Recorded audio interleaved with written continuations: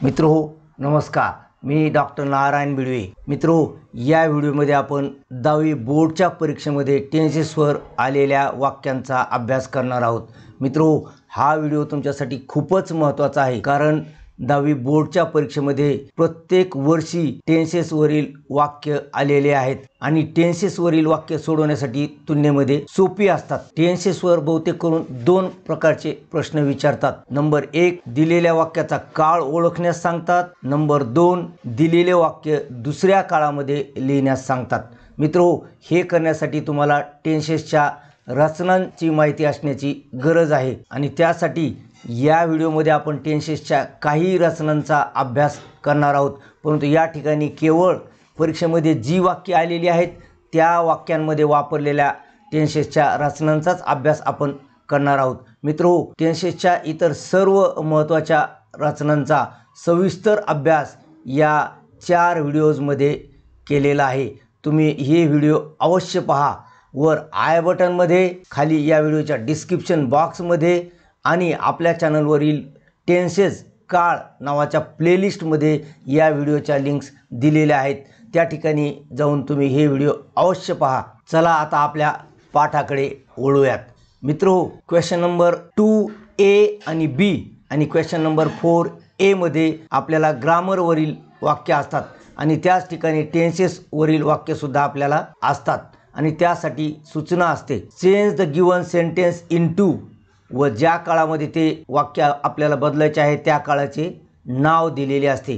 चला तर मग आता परीक्षेत आलेली वाक्य आपण सोडवूयात। पहा, पहिले वाक्य, he made his debut make simple future tense.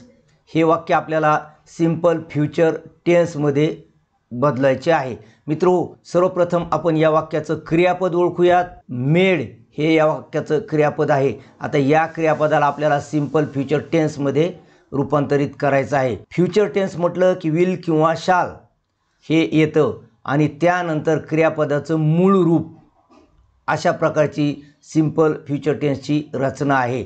मग या ठिकाणी काय होईल, विल येईल आणि मेडचं मेक होईल। मग हे वाक्य कसे होईल, he will make his debut. चला दुसरं वाक्य पाहूया।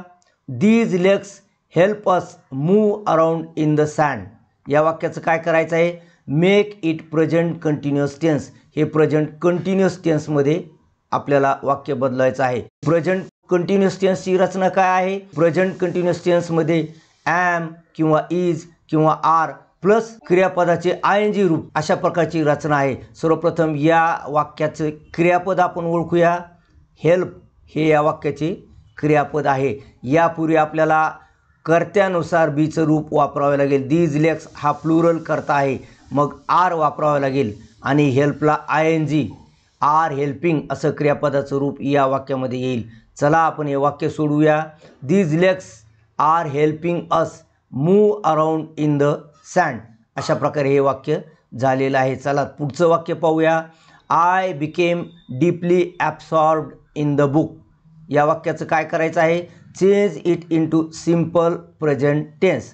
आपल्याला याचं सिंपल प्रेझेंट टेन्स करायचं आहे। मित्रो, सिंपल पास्ट टेन्स आणि सिंपल प्रेझेंट टेन्सच्या रचनांमध्ये एकाच शब्दाचे क्रियापद असते। आता या मूळ वाक्याच्या क्रियापदाला अंडरलाईन करूया आपण। बिकेम असं क्रियापद या वाक्यामध्ये आलेलं आहे आणि हे पास्ट टेन्समध्ये आहे। आपल्याला प्रेझेंट टेन्समध्ये वाक्य बदलायचं आहे। मग या बिकेमचं काय होईल, बिकम। बाकी कोणताही बदल या वाक्यामध्ये होणार नाही। I become deeply absorbed in the book असं हे वाक्य झालेलं आहे। मित्रो, पहा, हे सर्व वाक्य परीक्षेमधील आहेत। चला पुढील वाक्याकडे आपण वळूयात। The bird has phloem.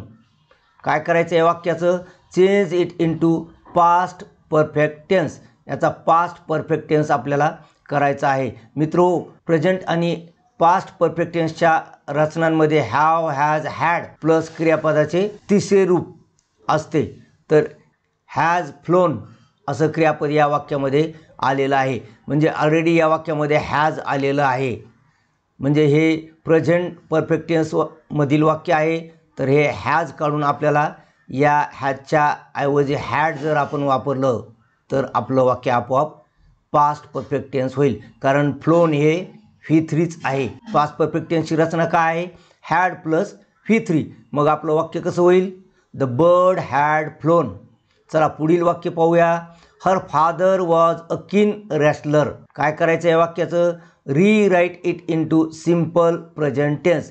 पुन्हा एकदा सिम्पल प्रेझेंट टेन्स आपल्याला या वाक्याचा करायचा आहे. सर्वप्रथम आपण या वाक्यामधील क्रियापदाला अंडरलाईन करूयात. वाज हे क्रियापद या ठिकाणी आलेलं आहे. हे भूतकाळात आहे, म्हणजे हे वाक्य कोणतं आहे? एकाच शब्दाचे क्रियापद असल्यामुळे हे सिम्पल पास्ट टेन्समधील वाक्य आहे. आपल्याला सिम्पल प्रेझेंट टेन्स याचा करायचा आहे, म्हणजे वाज काढून आपण त्याऐवजी जर इज वापरलं तर हे वाक्य आपोआप आपलं सिम्पल प्रेझेंट टेन्स होईल. हर फादर इज अ किन रेसलर असं हे वाक्य होईल. चला पुढील वाक्य पाहूया. We touch it. याचं काय करायचं आहे? Past perfect tense. Past perfect tense करायचा आहे. पास्ट परफेक्ट टेन्सची रचना काय आहे? Had plus V3. मग या वाक्यामध्ये क्रियापद कोणतं आहे? टच. या टच पूर्वी आपल्याला हॅड वापरावं लागेल आणि या टचचं V3 म्हणजे past participle. Touch, touched, touched, touched असं त्याचं पास्ट पार्टिसिपल आहे. मग हे वाक्य कसं होईल? We had touched it. चला पुढील वाक्य आपण आता पाहूयात. वाक्य क्रमांक 7. The beggar and the young girl were playing on the road. याचं काय करायचं आहे? Rewrite it in present continuous tense. आपल्याला प्रेझेंट कंटिन्युअस टेन्समध्ये हे वाक्य करायचं आहे. प्रेझेंट कंटिन्युअस टेन्सची रचना काय आहे? ॲम, इज, आर प्लस व्हर्बचं ING लागलेलं रूप. आता या ठिकाणी पहा, वेअर प्लेइंग असं क्रियापदाचं रूप आलेलं आहे. आपल्याला प्रेझेंट कंटिन्युअस टेन्स करायचा आहे. हा आहे पास्ट कंटिन्युअस टेन्स. मित्रो, या वाक्याचं उत्तर तुम्ही कॉमेंट बॉक्समध्ये लिहा. जवळपास बरीच माहिती याविषयी तुम्हाला दिलेली आहे. पुढील वाक्य पहा. The study monitored individuals. या वाक्याचं काय करायचं आहे? Choose the correct present continuous tense.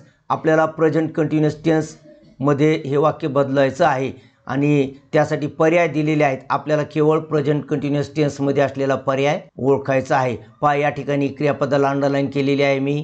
Monitored असं एकाच शब्दाचं क्रियापद आलेलं आहे, म्हणजे सिम्पल पास्ट टेन्समध्ये हे वाक्य आहे. आपल्याला काय करायचं आहे?